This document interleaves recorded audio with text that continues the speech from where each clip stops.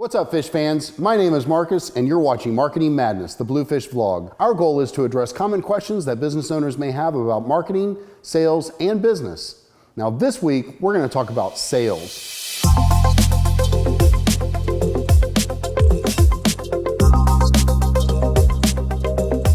Now, I can hear the moans already, but before you close down the video, think about how sales are the lifeline of every organization. They're the pulse, the gas pedal, the one element that every business needs for growth.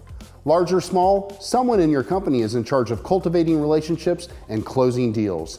It may be the business owner doing all the work, or you may have an entire sales division in charge of collecting, prospecting, and closing deals. At Bluefish, if I cannot keep my pipeline full and hit my quota each month, we can't make payroll. And no payroll, no Bluefish. Before we get too far into the details, I want to make a recommendation. If you are at all uncomfortable with the idea of sales, I want you to buy this book, Sell or Be Sold by Grant Cardone. It talks about the various aspects of selling in everyday life. And we're not talking about the silly tactics used by unskilled salespeople trying to close you every 30 seconds. We're talking about you trying to convince your spouse to take a trip to the beach instead of the mountains. Right, babe? Okay, now let's look at the different stages of the sales cycle, all of which are equally important. Prospecting is the beginning of the cycle. This is the act of identifying consumers or businesses that could benefit from your product or service. Now, there are many tactics for prospecting: networking events or groups, social media, your local chamber of commerce, other local events, industry-specific organizations, even your own network. The next step, once you have identified the prospect, is to set an appointment. When doing this, keep in mind no one likes a high-pressure sales situation. Personally, I've always approached sales as an educational process. I try to build a relationship with people and let the process occur more organically. Now, be sure to ask plenty of questions. Understand their company and their business and their needs. Listen to what they have to say and understand any pain points they are experiencing. And if you offer a service or product that is a solution they need, then great. If not, well, at least you've met somebody new. But don't force the sale. Number 3, a crucial part of the sales cycle is being able to qualify a prospect. And the quicker, the better. There are many factors at play here. Is your prospect a decision maker? Do they have a need? Do they have a budget? The quicker you can either qualify or disqualify a prospect, the better the experience for both parties.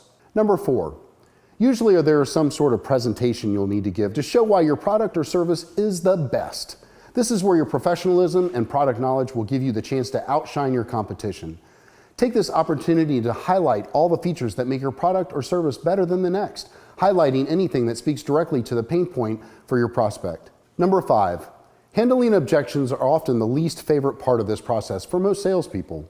But this is where I actually get excited. 99% of the time, what you're hearing is not an objection at all, but more or less an observation. You may hear, well, that is expensive for a website, to which you would reply, it is more than Squarespace, but here's why. Don't take offense to the objections.